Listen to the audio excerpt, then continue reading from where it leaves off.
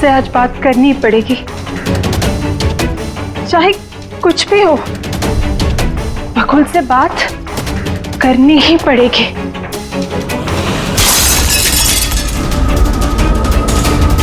घर में तो कोई नहीं है, ये आवाज कैसे?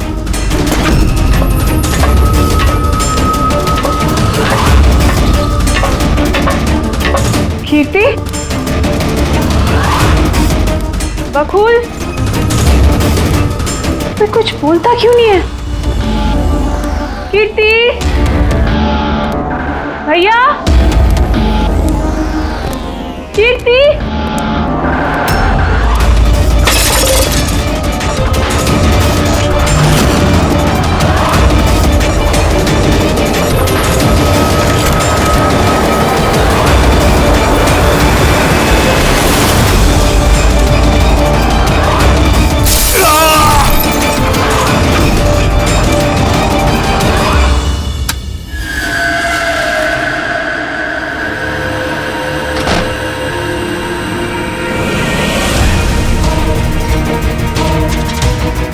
भैया का सूटकेस? भैया बैंगलोर नहीं गए क्या?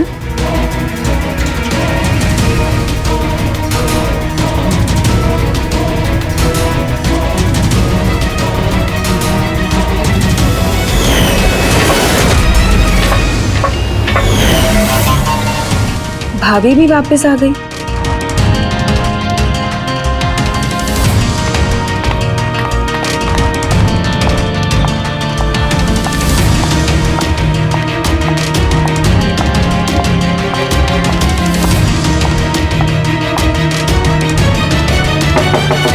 भैया,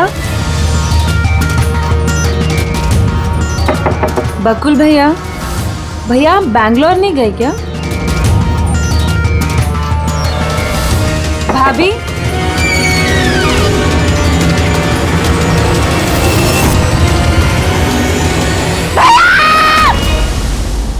देखो कीर्ति, ये खून का मामला, एक बार फिर से सोच लो। क्या तुमने जो कुछ भी कहा वो सच है?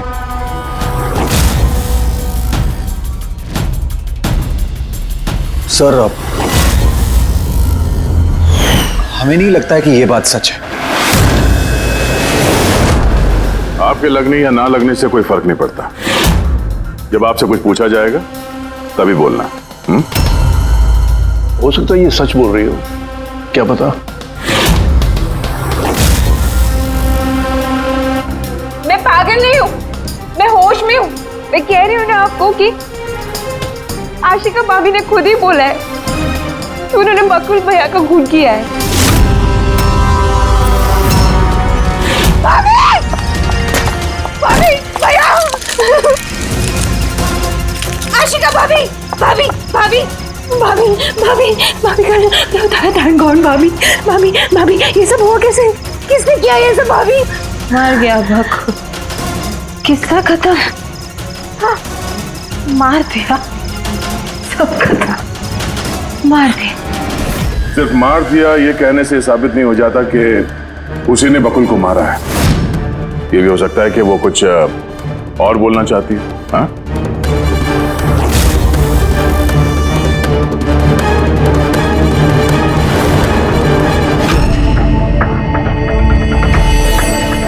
एक बात बताओ, जब बकुल का खून हुआ उस वक्त तुम सब लोग कहां पर थे? कहां थे तुम लोग? मैं और नितिन तो एक दोस्त की शादी में खंडाला गए थे। कीर्ति का कॉल आया और हम भागे चले आए। मेरी बिजनेस मीटिंग थी होटल क्रिट्स में, वहाँ एक क्लाइंट के साथ डिनर था। जैसे ही नितिन का फोन आया तो मैं यहाँ पर चला आया। और आप कीर्ति, आप कहां थी? मैं बाहर गई हुई थी। कीर्ति बाहर गई थी, चाचा जी क्लाइंट के साथ मीटिंग में थे और आप दोनों खंडाला गए थे।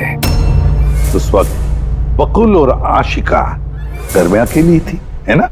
बकुल भैया भी बैंगलोर जाने वाले थे, उनकी 11 बजे की फ्लाइट थी और आशिका भाभी तो पार्टी में गई थी।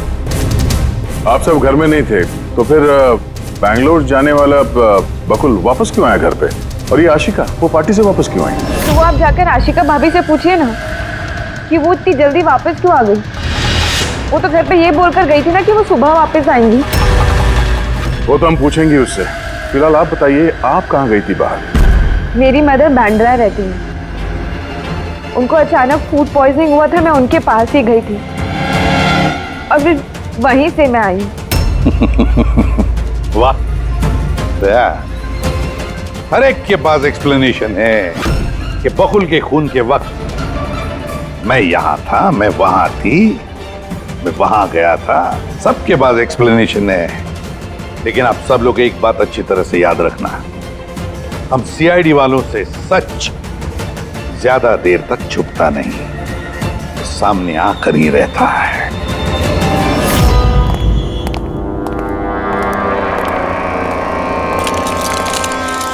हाँ जी, पूरी बॉडी में कांच के टुकड़े घुसे हुए थे। सर लुमिनॉल टेस्ट भी किया सर, यहाँ पे जो खून है इसके अलावा कहीं भी खून नहीं है। एक काम करो, घर की अच्छी तरह से तलाशी लो, देखो कोई ना कोई सबूत जरूर मिलेगा, है ना?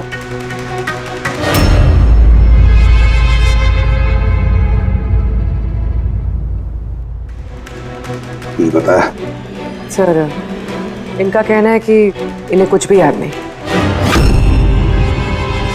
कुछ भी याद नहीं? आशिका,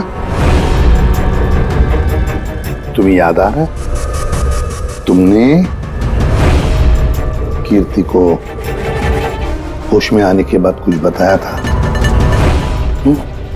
याद करो। मुझे कुछ याद नहीं आ रहा। याद करने की कोशिश करो। कीर्ति कह रही थी कि बकुल का खून तुमने किया, ऐसा तुमने खुद उसको बताया? कीर्ति इल्जाम लगा रही है मेरे पे। बकुल को मैंने नहीं मारा।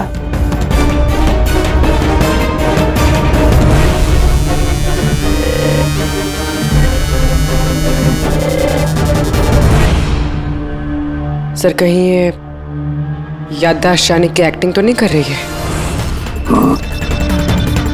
हो सकता है, क्योंकि बकुल यहाँ कमरे में खून से लथपथ पड़ा है और इसके सर पे थोड़ा सा निशान है, बस।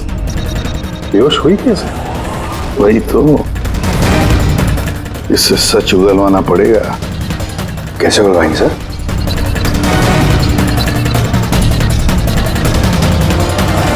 सच उगलवाएंगे नार्को टेस्ट से।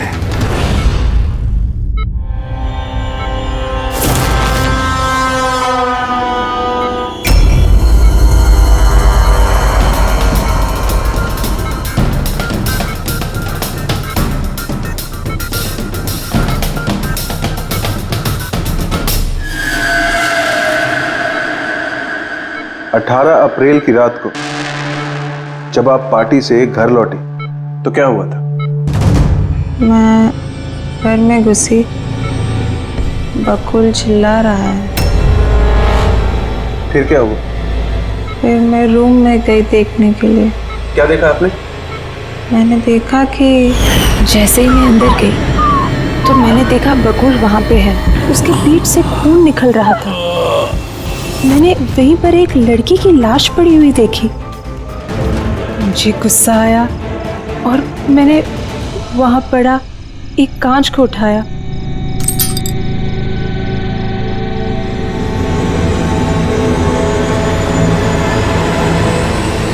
और बकुल को मार दिया। तभी मुझे मेरी गर्दन पे प्रेशर महसूस हुआ। मैं बेहोश होने लगी। बेहोश होने से पहले मैंने दरवाजे पे एक फिगर को देखा जिसने ऑरेंज फ्लोरेसेंट जैकेट पहन रखी थी। आदमी था या औरत थी? आदमी। ओके, फिर क्या किया उसने? वो मेरे पास आ रहा है, शायद मुझे मारना चाहता है। अच्छा आशिका, तुमने वहाँ किसी औरत की लाश को देखा था? हाँ, देखा था। औरत की लाश? वहां पर तो हमें किसी औरत की लाश नहीं मिली। हम तो बकुल के मर्डर की जांच कर रहे हैं। अभी एक नया केस कहां से आ गया? कौन सी औरत की लाश है? कौन थी वो औरत? मुझे याद नहीं, सब धुंधला दिख रहा है। ये कहीं ये हमें गुमराह तो नहीं कर रही? समझ में नहीं आ रहा है ये किस औरत की बात कर रही है, किस औरत की लाश की बात। आशिका, तुमने बकुल को क्यों मारा? क्यों मारा बकुल को? ठीक ही हुआ कि वो मर गया। वैसे ही जिंदा रहता तो मैं सड़कों पे धक्के खाती। क्यों? सड़कों पे धक्के क्यों खाते? बदचलन साबित करना चाहता था, तलाक चाहता था मेरे से। अच्छा, वो मरी हुई औरत वो कौन थी? मैंने आपको कहा ना, मुझे याद नहीं वो कौन थी। देखो आशिका, हमें वहां पर किसी भी औरत की लाश नहीं मिली। तो फिर कहाँ गई होगी वो लाश? मुझे जब होश आया वो लाश वहां से जा चुकी थी। और वो फ्लोरेसेंट ऑरेंज कलर का जैकेट पहना हुआ आदमी? वो धुंधला धुंधला सा दिख रहा था, दरवाजे पे ही खड़ा था। शायद मेरे बेहोश होने का इंतजार कर रहा था।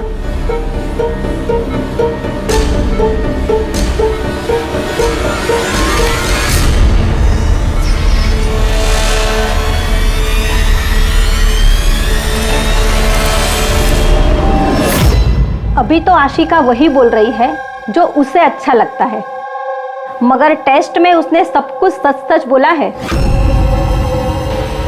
थैंक यू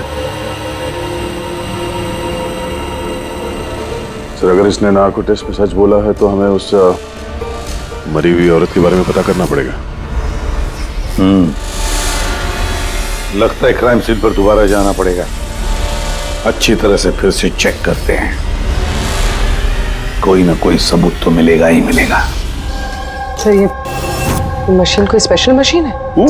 ये मशीन छोटे से छोटा सबूत ढूंढने में भी सक्षम है, जैसे कि माइक्रोब्स जो अक्सर धूल में मिल जाते हैं। और ये जो मशीन है ना, ये इस कमरे में छोटा से छोटा जो डस्ट पार्टिकल होगा ना, छोटे से छोटा, उससे उस जैकेट वाले आदमी का पता बता देगी जो इस कमरे में मौजूद था। बहुत बढ़िया।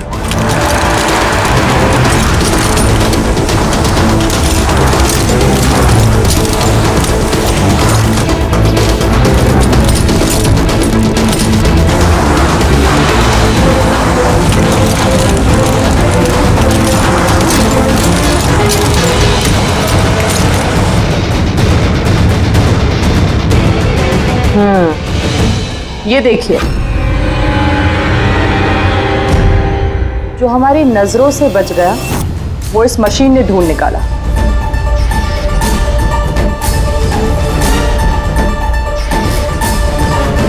ये तो कोई नाखून लगता है। वो भी नेल पेंट लगा हुआ, डेफिनेटली कोई औरत का है।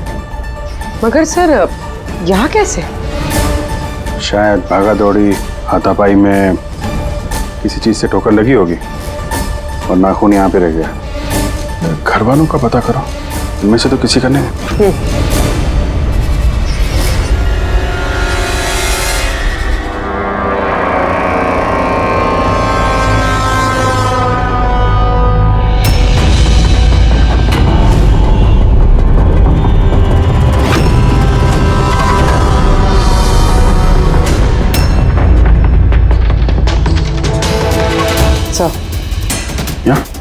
पर घर में तो किसी का भी नहीं है। शायद उस औरत का होगा जिसकी लाश आशिका ने देखी थी।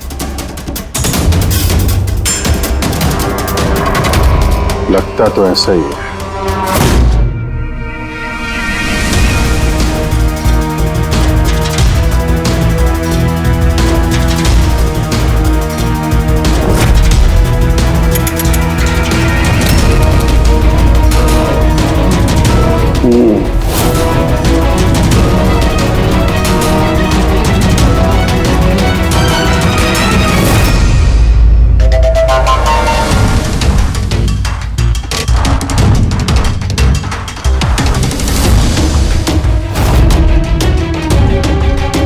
ये बात है तारिका।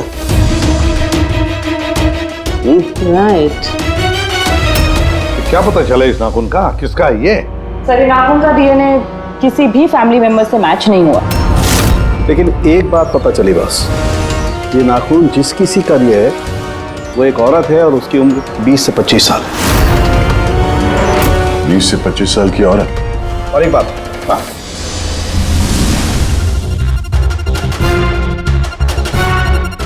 ये जो बारीक बारीक सफेद सफेद कण देख रहे हो ना, ये high percentage of high and है।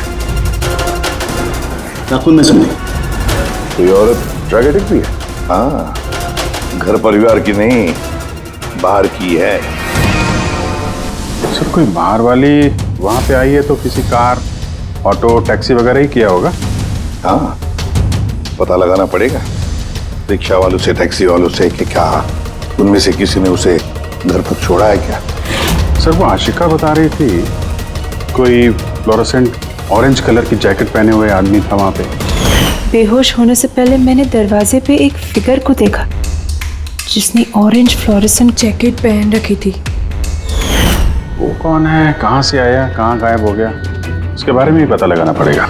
और सर जितने ड्रग पेडलर्स हैं उनसे भी पता करना पड़ेगा कि कितनी औरतें ये हाई एंड लेती हैं। अभिजीत, एक काम करो, रिक्शा वालों से, टैक्सी वालों से पता लगाओ क्या किसी ने इस औरत को घर पर छोड़ा था क्या, और मिसिंग पर्सन रिपोर्ट भी चेक करो। और दया, जाओ शहर में जितने भी ड्रग पेडलर्स हैं ना, सबसे जाकर पूछताछ करो, देखो क्या वो किसी ऐसी औरत को जानते हैं जो हाई क्वालिटी इस्तेमाल करती है। और हम जाकर उन घर वालों से मिलते हैं, देखते हैं क्या कर रहे थे, कहाँ गए थे इस हादसे के वक्त।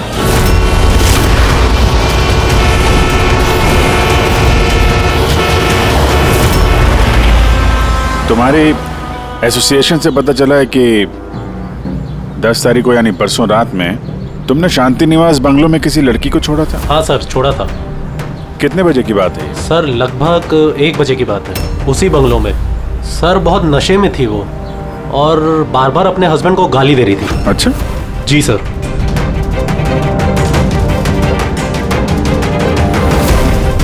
ये लड़की थी वो?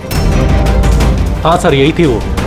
वहाँ बंगलों के आसपास कुछ गड़बड़ लगी क्या? नहीं सर, गड़बड़ तो कुछ नहीं लगी, सब कुछ नॉर्मली था। और एक कार खड़ी थी, एक बाइक और सर एक गार्बेज वैन भी था। Garbage van? जी sir. Sir sir sir sir sir sir मैं भी एक लड़की को परसों शांति निवास बंगलों के बाजू में छोड़ा था। कितने बजे? सर यही कोई 12:30 बजे के आसपास। और तुमने 1 बजे छोड़ा था? जी सर। ये लड़की थी वो? नहीं नहीं सर, ये लड़की नहीं थी। तो इसको तुमने 1 बजे छोड़ा और 12:30 बजे जिस लड़की को छोड़ा था उसको दोबारा देखोगे तो पहचान जाओगे? एकदम सर, बरोबर पहचान लेगा। गुड। सुनो, तुम लोगों से जो भी सवाल पूछा जाएगा उसका सही सही जवाब चाहिए। जरा सा भी झूठ बोला ना तो बड़ी मुसीबत खड़ी हो जाएगी, समझे? सर झूठ बोल के जान आफत में नहीं डालनी है हमें। तो फिर बताओ, जिस दिन बकुल का खून हुआ उस दिन क्या चेतन तुम्हारे होटल में था? जी सर, वो होटल में थे और उन्होंने सारा समय क्लाइंट के साथ बिताया। उन्होंने क्लाइंट के साथ डिनर भी किया। अच्छा, तो ठीक है, क्लाइंट के सारे डिटेल्स चाहिए हमें और उस दिन का सीसीटीवी फुटेज भी। शीना, कीर्ति की माँ को फूड पॉइजनिंग क्यों हुई? खाने में क्या मिलाया था? मैंने तो कुछ भी नहीं मिलाया था। आंटी जी तो बाहर गई हुई थी। जब वो वापस लौट के आई उनकी तबीयत खराब थी। सर नितिन और सिया दोनों सारा दिन शादी में ही थे। पूछे भी नहीं बता रहे। रट्टा मार के आए हो क्या? नहीं मैम, जो सच्चाई है वही बता रहा हूँ। 11 बजे फंक्शन बंद करा दिया था हमने। उसके बाद में नितिन और सिया वो लोग कहाँ गए? फिर वो दोनों अपने रूम में चले गए सर।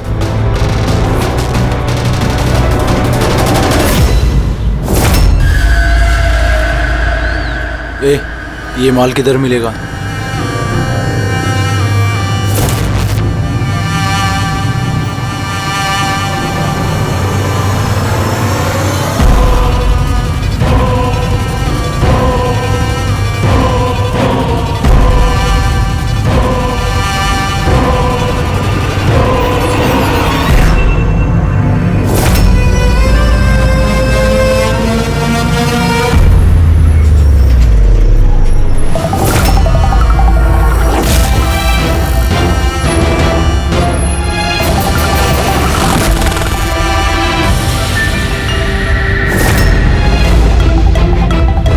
माल चाहिए।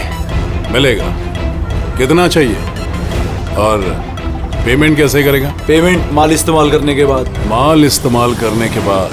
भागने के बारे में ना सोचना भी मत। मेरे पास हर एक क्लाइंट की ना कुंडली है, कुंडली, और उस कुंडली में लिखा है कि मेरा क्लाइंट ओवरडोज से मरेगा या मेरी बंदूक की गोली खा के। मगर तेरी कुंडली में लिखा है जेल जाना। उन सब औरतों के फोन नंबर चाहिए हमें जिन्हें तुम ड्रग सप्लाई करते हो। जल्दी लाओ।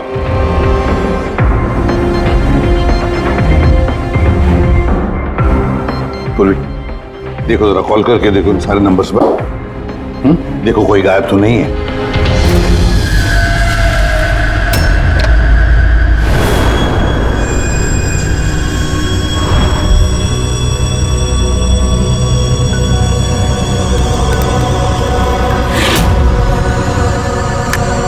हेलो। हाँ जी, मैं सोनारिका से बात कर सकती हूँ? देखिए मैम, सोनारिका जो है 2 दिन से यहाँ काम पर नहीं आ रही है। क्या? और जिसकी वजह से हम लोग भी परेशान हैं। 2 दिन से? ठीक, thank you. Sir, sir diary में जो फोटोज थी उनमें से ये वाली लड़की गायब है। इसका नाम सोनारिका है और ये एक बार में काम करती है। 2 दिनों से गायब है। ये सोनारिका, ये तुम्हारी क्लाइंट है? हाँ सर। इसी लड़की को छोड़ा था तुमने? हाँ सर, यही थी, यही थी। आशिका ने इसी को देखा होगा।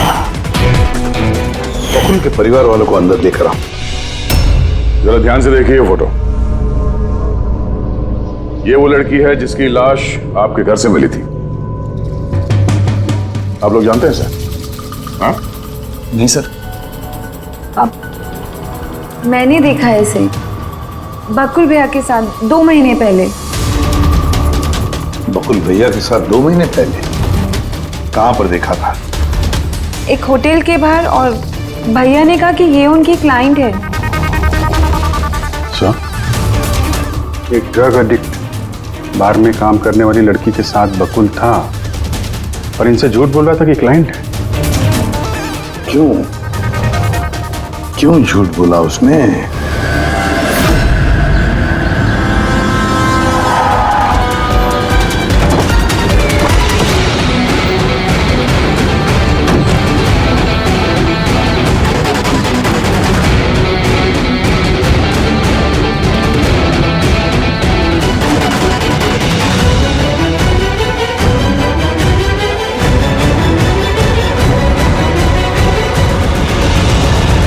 ये सोनालिका यहीं पे काम करती थी ना?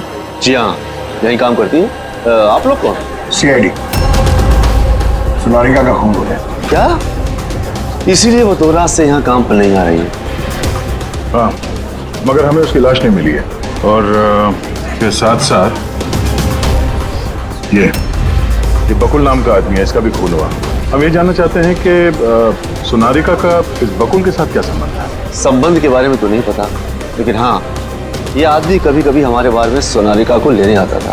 फिलहाल आपको इसके बारे में ज्यादा जानकारी तेजी ही दे सकती है साहब। ये तेजी कौन है? सर, ये है तेजी। तेजी, सोनालिका तुम्हारी दोस्त थी। ये बताओ कि इस आदमी के साथ सोनालिका का क्या संबंध है? सर, सोनालिका का बकुल के साथ अफेयर चल रहा था। बकुल उसके सारे रईसों वाले खर्चे उठाता था, पर उसको हमेशा बकुल से कुछ ना कुछ शिकायतें रहती थी। कैसी शिकायत रहती थी? वो कहती थी कि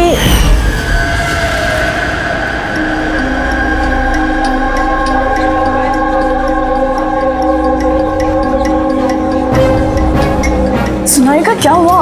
मैं बकुल के साथ ना अब ये रिश्ता और नहीं रख पाऊंगी। क्यों, क्या हुआ? ना तो रिश्ता रखने के पैसे मिल रहे और नहीं वो बकुल अपनी बीवी आशिका को डाइवोर्स दे रहा है। कुछ तो करना पड़ेगा। क्या करेगी तू? ब्लैकमेल। क्या? मैं उसे ब्लैकमेल करूंगी जिसने मुझे नाटक करने के लिए कहा है। तो कोई सोनालिका को पैसे दे रहा था बकुल के साथ प्यार का नाटक करने के लिए। मास्टरमाइंड कोई और ही है? हाँ, और उसी मास्टरमाइंड ने प्लान किया और इस सोनालिका और बकुल को मार दिया। और आशिका का वहां पर आना प्लान में शामिल नहीं था। समझ में नहीं आ रहा है कि ये बकुल अपनी फ्लाइट छोड़कर घर वापस क्यों आया। और सर, अगर खूनी को बकुल की गर्लफ्रेंड को मारना ही था तो कहीं और भी मार सकता था। वहां घर पे क्यों क्यों किया? तो शायद खूनी को पहले से पता था कि बकुल के घर में कोई नहीं है, इसीलिए उसने धोखे से सोनालिका को वहां पे बुलाया और उसी समय बकुल और आशिका वहां पे पहुंच गए होंगे। ये हो सकता है। तो सर, लाश को घर से बाहर कहाँ लेके गए होंगे और कैसे? क्योंकि बकुल के घर की सारी गाड़ियां तो पहले से बाहर थी। खूनी अगर चाहता है तो क्या लाश के टुकड़े करके वो सूटकेस में भी ले जा सकता है, या फिर लाश के टुकड़े करके वो प्लास्टिक के थैलियों में भी डाल सकता है। कचरे की थैलियां हैं प्लास्टिक की। हाँ सर। एक कार खड़ी थी, एक बाइक, सर एक गार्बेज वैन भी था। क्या? रात के 1 बजे? रात के 1 बजे बंगले के बाहर एक कचरे की गाड़ी खड़ी थी? इसका मतलब है सर, ये खून प्लान था। ये खूनी गार्बेज वैन लेके आया था लाश को ठिकाने लगाने के लिए। और सर, ये फ्लोरेसेंट ऑरेंज कपड़े गार्बेज वैन वाले तो पहनते हैं। सर, हाँ। चेतन जिस कंपनी के बिजनेस डिनर पे गया था, ऐसी कोई कंपनी रजिस्टर्ड ही नहीं। मेरी बिजनेस मीटिंग थी होटल किड्स में। और कीर्ति की माँ ने बाहर कुछ भी नहीं खाया। मेरी मदर बांद्रा रहती है, उनको अचानक फूड पॉइजनिंग हुआ था, मैं उनके पास ही गई थी। फिर भी उसे फूड पॉइजनिंग हो गई। ठीक है, ये भी पता लगाना चाहिए कि जिस रात बकुल और सोनालिका का खून हुआ, उस रात खंडाला से कोई टैक्सी या प्राइवेट गाड़ी आई थी क्या बंगले पर? अपनी माँ की बीमारी के बारे में सच सच बताओ। उनकी मेड शीना का कहना है कि उनकी जो भी हालत थी घर के खाने की वजह से नहीं हुई। हाँ, ये सच है। उन्होंने घर का खाना नहीं खाया था, बल्कि वो तो ये बता रही थी कि वो ड्राइवर के साथ बाहर गई थी और कार में उन्होंने कुछ दवाई खाई थी। दवाई खाई थी? हाँ, हमारे ड्राइवर अमन का भी यही कहना है। तुम्हारा ड्राइवर अमन का? सर, उन सभी ड्राइवरों को साथ में लेके आया हूँ जो गार्बेज वैन चलाते थे। हमें एक गार्बेज वैन के बारे में पता चला है जो आधी रात को सड़क के बीचों बीच खड़ी थी, जिसमें लाश डाल के ले जाया गया। वैन का पता चल गया? सर्विलेंस कैमरे में वो वैन साफ साफ दिख रही है हमें। क्यों?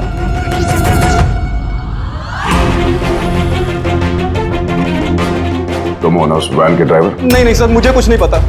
मेरा भाई लेकर गया था सर उस वैन को। अब वो उसे कहाँ लेकर गया था और क्यों लेकर गया था, मुझे कुछ नहीं बताया सर उसने। फोन लगा उसका? जी सर।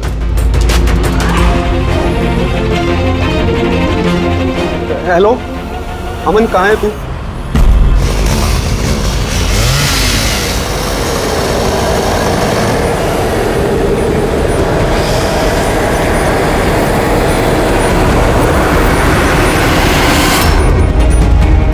क्या भाई, कैसा है?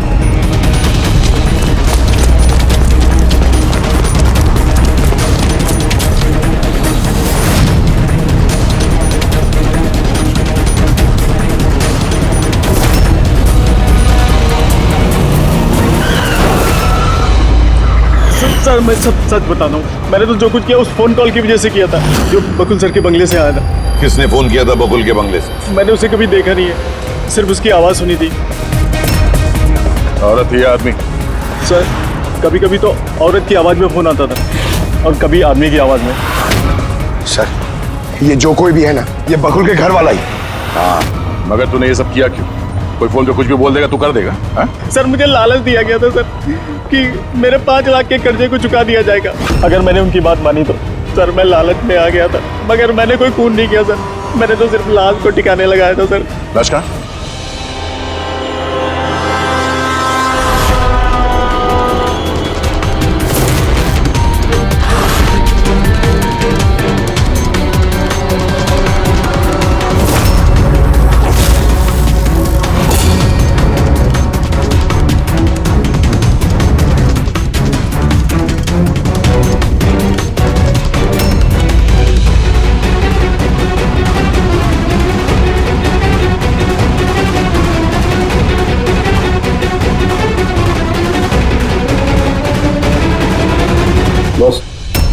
इस लड़की का गला घोटा गया है, शायद इसी से इसकी मौत हुई है। तो इसीलिए सोनारिका की खून का कोई भी निशान नहीं था क्राइम सीन पर। और उसके पैर के अंगूठे का नाखून भी उखड़ा हुआ है।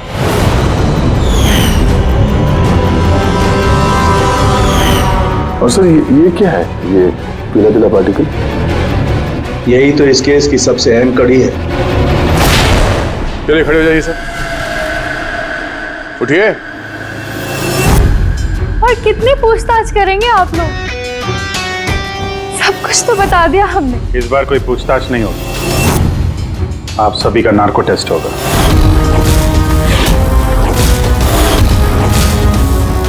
नार्को टेस्ट क्यों पर? क्योंकि आप में से कोई है जो सच नहीं बोल रहा। आपके पास कोर्ट की परमिशन है इस नार्को टेस्ट के लिए? जी हाँ, परमिशन के बिना हम कुछ नहीं करते।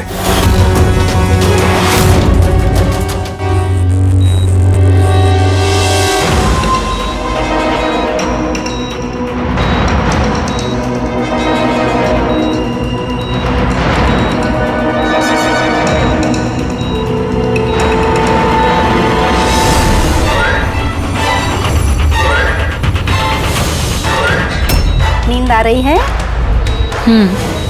जो मैं आपको बोलूंगी उसका सही सही उत्तर दीजिएगा, ठीक है? सोनारिका को जानती हो? हाँ। बकुल का अफेयर था सोनारिका के साथ, ये भी जानती हैं आप? हाँ, मुझे दोनों पे शक था। क्या आशिका ने सोनारिका का खून किया है?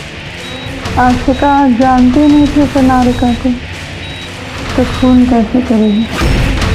अभी आपको नींद आ रही है? हाँ। सोनारिका को जानते हो? नहीं। बकुल का अफेयर था सोनारिका से, ये जानते होंगे आप? नहीं।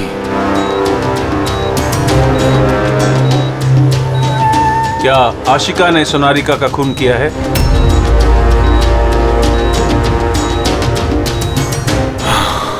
आशिका सोनारिका को जानती थी। आशिका ने ही बकुल और सोनारिका का खून किया है। उसी ने यह खून की साजिश रची थी। आशिका की हरकतें कुछ दिनों से काफी अजीब थी। ये बात मैंने बकुल को बताई थी। क्या हुआ सर? हुआ कुछ नहीं नितिन, सिर्फ इतना बताना था कि ट्रुथ सीरम के असर से इंसान सिर्फ उतना ही बताता है जितना उसे पूछा जाता है, ज्यादा कुछ नहीं बताता। अब बात यह है कि इंसान का दिमाग अपना मेमोरी शेयर करता है पर ओपिनियन नहीं देता, जैसे तुमने अभी दिया। अब सारी असलियत फटाफट बता दे, वरना असली वाला सीरम देना पड़ेगा तुझे। असली ट्रूथ सीरम मतलब ये कि हमने जो सीरम दिया था वो ट्रूथ सीरम नहीं था, ग्लूकोज का इंजेक्शन था। व्हाट? शक तो हमें तुम पे पहले से ही था, लेकिन सारी सच्चाई तुम्हारे मुंह से सुनना चाहते थे। नितिन, सब कुछ तुमने बड़ी सफाई से, बड़ी चालाकी से किया था, लेकिन सोनारिका के चेहरे पर जो हल्दी लगी थी ना, उसने तुम्हें पकड़वा दिया। वही हल्दी जो शादी के वक्त तुम्हारे हाथ में लगी थी। ये पीला पीला पार्टिकल दरअसल हल्दी है, और इस हल्दी में आटा और तेल भी मिला हुआ। आटा, तेल, हल्दी। चेहरे पे हल्दी नहीं है, सिर्फ यहाँ कदम के पास। कहाँ से आई होगी ये हल्दी? सर सिया बता रही थी कि वो लोग खंडाला गए थे शादी के लिए, और वहां पे हल्दी की रस्म में शामिल भी हुए थे वो लोग। बकुल 500 करोड़ का एम्पायर चला रहा था, वो एम्पायर जो मैंने सेटअप किया था, लेकिन वो मुझे ही उस एम्पायर से बेदखल करने की फिराक में था। तो फिर उससे बात करते थे, उससे समझाते थे। बात करने की कोशिश की थी सर, कई बार कोशिश की थी, लेकिन वो सुनता तब ना। भाई था वो मेरा, मैं नहीं मारना चाहता था उसे, लेकिन वो पूरा एम्पायर अपने नाम पे करवाना चाहता था। इसीलिए फिर मैंने भी एक प्लान बनाया। क्या प्लान बनाया? बकुल और आशिका के आए दिन झगड़े होते रहते थे। वो आशिका को छोड़ना चाहता था। मैंने सोनारिका को पैसों का लालच दिया और उससे कहा कि बकुल से झूठ मूठ का प्यार का नाटक करे और एक दिन आगे जाके उससे शादी भी करे। दरअसल मैं सोनारिका के जरिए अपना एम्पायर हासिल करना चाहता था। मगर उसे क्यों मार दिया? वो तो तुम्हारा साथ दे रही थी। शुरू में सर, लेकिन बाद में उसने मुझे ब्लैकमेल करना शुरू कर दिया। और इसलिए तुमने सोनारिका को धोखे से घर बुला लिया? हाँ सर। उस रात मैंने ऐसी सिचुएशन क्रिएट की जिससे कि सब लोग घर से बाहर रहे। मैं भी सिया के साथ खंडाला चला गया और जैसे ही सिया ने दवाई ली और सो गई, मैं फौरन टैक्सी पकड़कर यहां आ गया और अमन को बुला लिया। सोनारिका के घर पहुंचते ही, देखो सोनारिका, मेरी बात समझने की कोशिश करो। अगर बीच रास्ते में तुमने मेरा साथ छोड़ दिया तो मेरा पूरा प्लान चौपट हो जाएगा। हो जाए प्लान चौपट, मुझे कोई फर्क नहीं पड़ता। और वैसे भी मुझे उस बकुल में कोई इंटरेस्ट नहीं है और ना ही मैं उससे प्यार करती हूँ और ना ही मैं उससे शादी करना चाहती हूँ।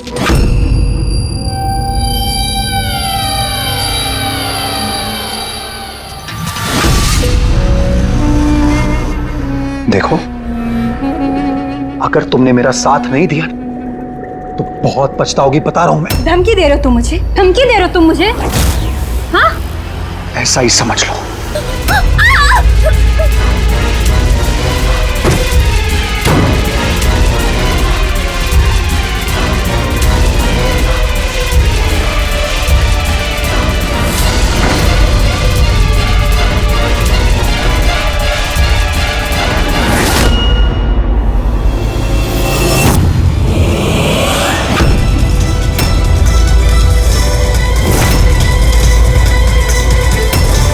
भैया बकुल, ये क्या किया आपने? ये सोनारिका मुझे फंसाना चाहती थी। मैं पुलिस को बुलाऊंगा। बकुल बकुल बकुल बकुल!